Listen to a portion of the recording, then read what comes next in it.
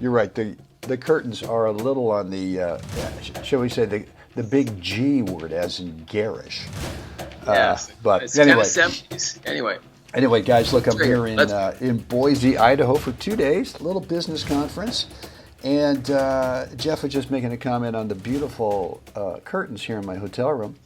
But anyway, Boise is awesome, man. I mean, downtown is just cleaner than a whistle. It's like I'm in Switzerland. It's It's amazing. oh, it's beautiful. Yeah, the restaurant scene is really cool. It's Yeah. hip. It's a nice place. Yeah. So, guys, listen, another episode of the Gold Ball Hunting Podcast. Today we've got actually something I want to follow up. Jeff does not know what I'm going to lay on him here in just a second, but it's a follow up to. I know you might want to get a little space there just in case.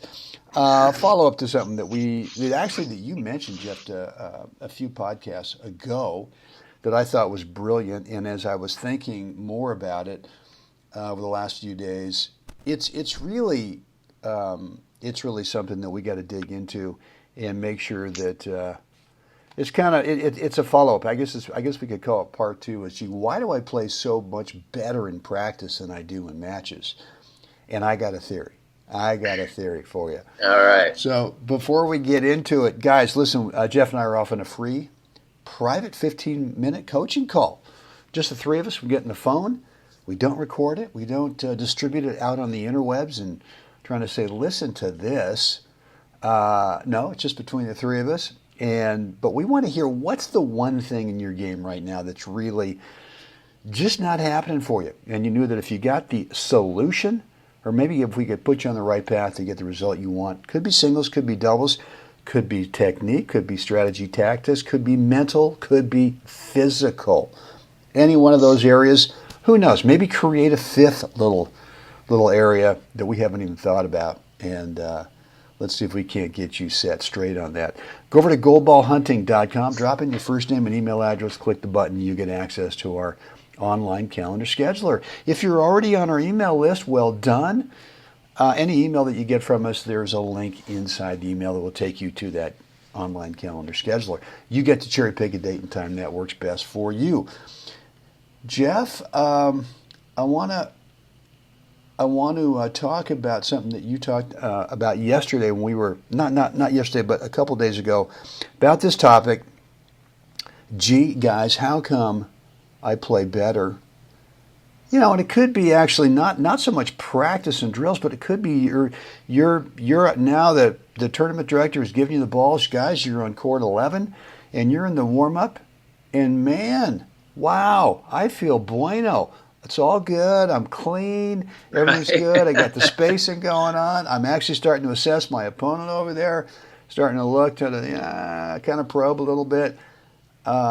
And then the match starts, or it's a league match, or maybe even it's even a fun kind of Wednesday night brew crew fun match. But once the match starts, all of a sudden, it becomes, what did you say, the Jurassic arms get a little tight? Yeah, the Jurassic forehand. The Jurassic forehand. We get a little inside. A little inside, yeah. So, look, and I've been guilty of that before, and you and I, if you guys haven't, let me see which episode that was in case you want to go back to part one. Oh, boy, let's see.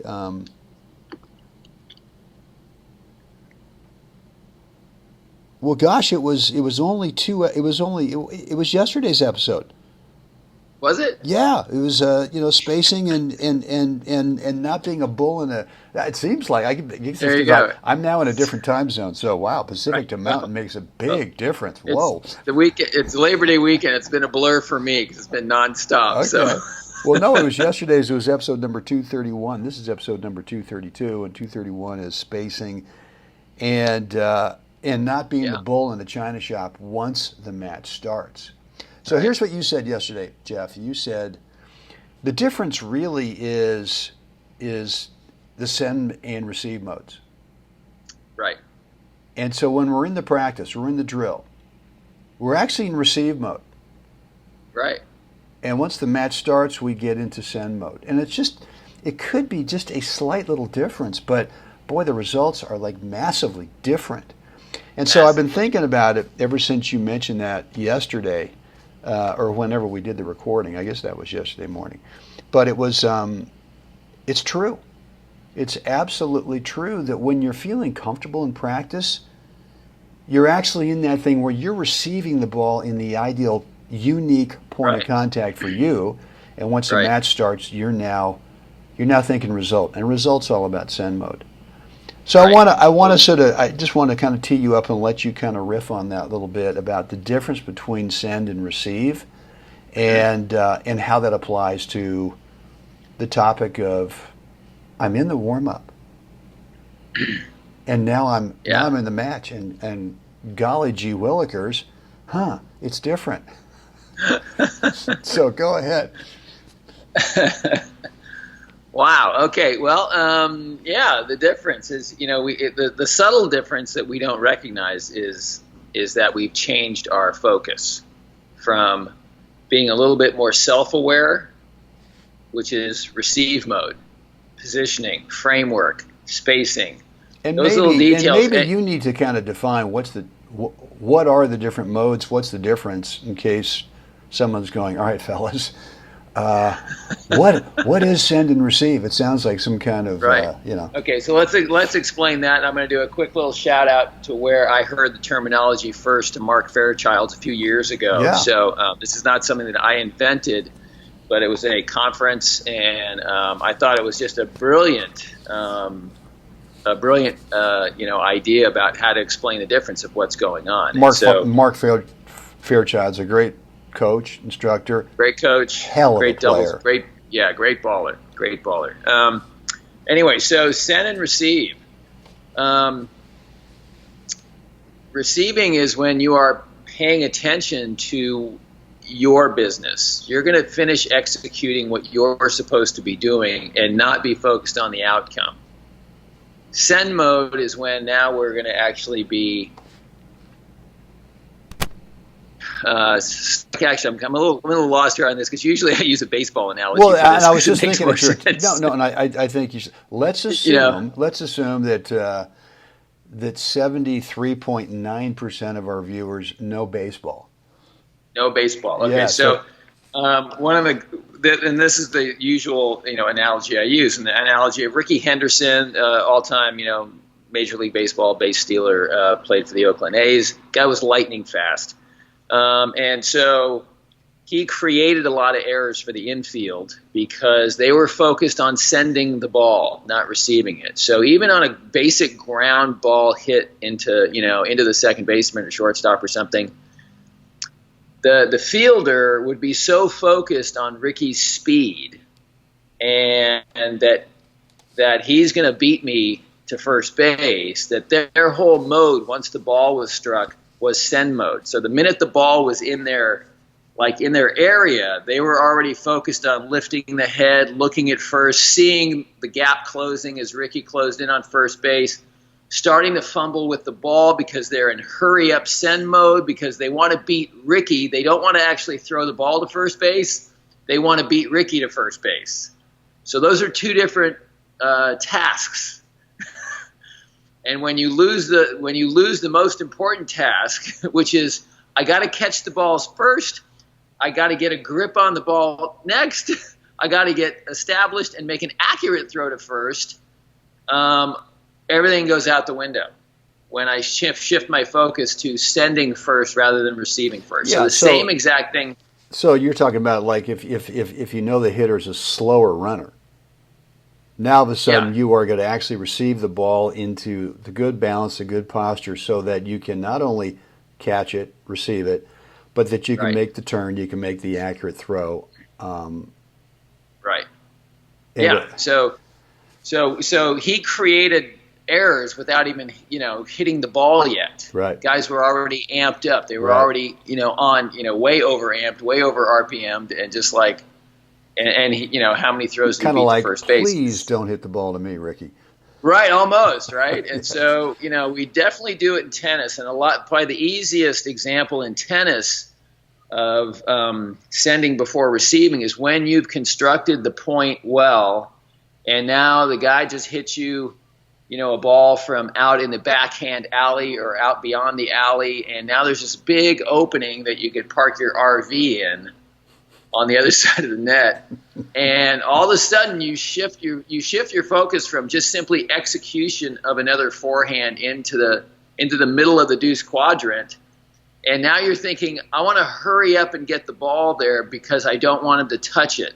That's a different task. It's a different mindset than simply execute another good forehand rally ball into the corner there and let's call it a day. And it's okay if it's a foot race. Let the guy run it down. Who cares? Well, and the difference between the match, as you just described it, or if you're in a drilling session, or even in the warm-up, you're going to receive it. You're not going to be thinking result because there's no consequence for hitting a winner. There's no consequence for just letting the ball get into the ideal receive contact point. Right. So we end up making this division. Outcome thinking is send. When you're hyped out and you're just in send, and the difference is that we are going to be in send mode when it's time to be in send mode. Yeah. But when we are result oriented from the get-go, that's when we get amped up and we never receive the ball well. So that's the thinking is different. When you are in, let's say, performance mode, you tend to stay in receive mode a little longer. You're a little more patient. You're not hurrying up to beat the guy to the corner.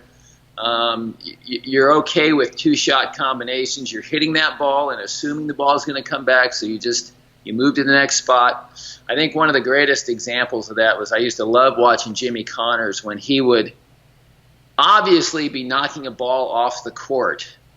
And even if it was obvious, the guy's over here, he's got his foot stuck under the fence, like a wolf in a trap, and Connors beats this ball into the other corner. And then he would actually get into a ready position and take a couple shuffles, just focused on the ball. Is anybody going to come into the vicinity of that ball? Right. Okay, just hit the fence. I'm out. But he would, I don't know if you remember that, Brenny, but he would stay on that Well, no, I mean, I think I've mentioned this example before. Back in the day when the Transamerica was played at the Cow Palace, I'm watching Johan Creek, and he was a great serve and volley guy, and so I'm watching him, and I'm sitting right behind him, so I'm looking right down the court, and he serves into the deuce court. He serves a guy out wide, and the guy sort of hits a decent return back, but he literally trips in the doubles alley in the deuce side, and it's just kind of sitting there. I mean, it wasn't a huge thing, but obviously he was not going to be able to get up, recover, and go maybe defend. And Johan hits this backhand volley to the ad side, and I'm looking at him. I'm sitting right behind him. I'm looking at him, and he's doing the same thing you just described. He doesn't know this guy's fallen over. Right. And he's completely locked on it, and finally it bounces twice, and he looks over and he goes, oh. And I'm just going, for me, that was a huge aha moment where I went, oh my gosh, these guys are so focused and so locked and loaded on the possibility. They're so into the ball. They're so into the tennis ball. Right. I had a little send and receive mode incident yesterday over at the Berkeley Tennis Club. Is that the way to describe it? I was playing a practice match against our buddy Joe Kennedy, and so we split the first two sets, and so we're playing a Super TB for the third, and I am up 8-5, and I'm serving into the ad court, and I just thought, you know what, I'm gonna throw into the kicker and get in. Throwing the kicker, get in, he floats one up to the forehand. Floats. Here it comes. And you know the outcome of this bad boy. It's floating. Well, it's no, floating. It wasn't even that. It was the opposite, where I decided I want to get to this. I want to get to this ball now. And the feet kind of didn't actually stop. They kind of shuffled, but boy, did that arm get an extra 2 feet in terms of length.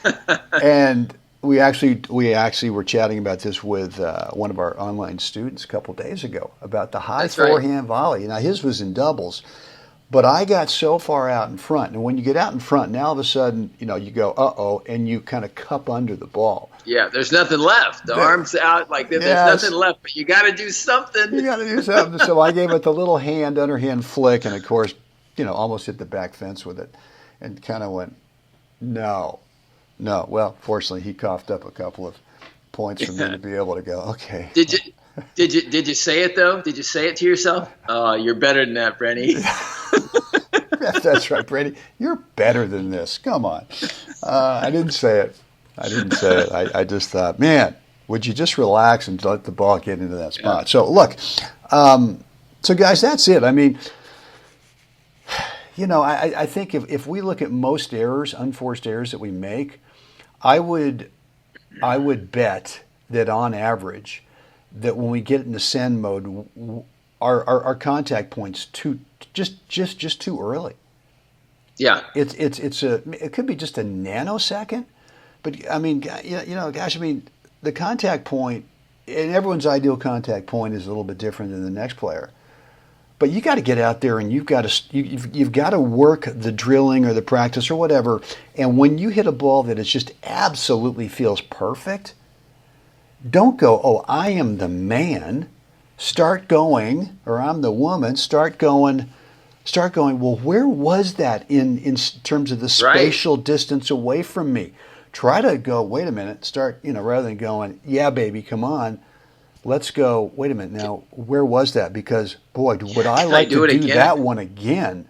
Right. And there's no mystery as to why you did it, because you allowed the ball to get into the ideal point of contact where you got great balance, you got great posture, spatial distance away from the path of that incoming ball, whether it's that high forehand volley that I chunked. I mean, that was my first thought was, all right, obviously I'm too far out in front. Come on, Brenny, you're better than that. You're better than that. That's right. So, all right. So I think that, but that's the distinction is that I think the players get out there, and in the warm up they're relaxed. If they're playing doubles, they get your partner there. Everything's like hunky dory. It's wonderful. And then we start to play, and again we become immediately result oriented. And that little switch in your brain is what takes you out of your toolbox and clear thinking and clarity and being able to perform the best of your toolbox. What are the best things you have in there? What's your brand?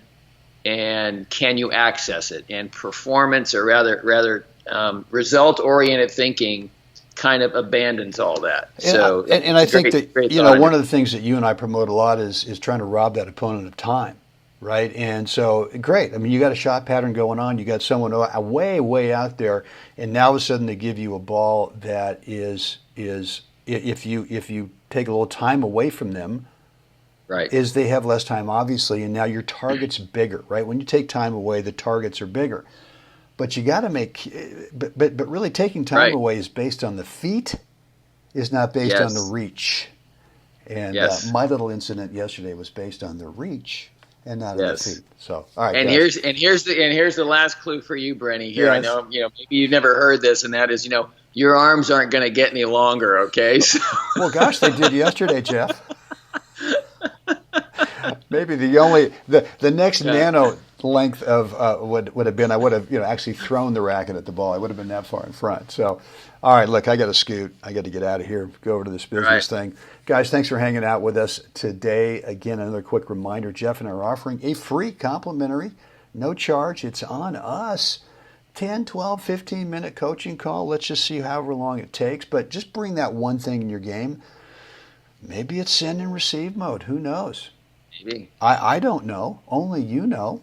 But you got to bring that one thing, and let's really dig in and see if Jeff and I can't help put you on the path to getting the ultimate result you want, whether it's singles and or doubles. Go over to goldballhunting.com. Drop in a first name and email address. Click the button, and you'll get access to our calendar where you can schedule time that works best for you. Jeff, at this point, what would we like to find folks to do right now? Like us, share us, please subscribe. Let us know what you think down below. If you're on iTunes and Stitcher, rate and review, please. Yeah, the rate and review is really important for us, guys. It would really help us kind of get our reach out there, help more tennis players just like yourself. And so we would really, really appreciate that. Guys, until next time, which I guess will be tomorrow. Yeah. Get out there today. I'm going to get out there today, Boise, Idaho. I think someone else is going to help me have a great day, but no. I think so, too. I do, too. Guys, get out there, help someone else have a great day. We'll do this again tomorrow, Jeff. Can't wait.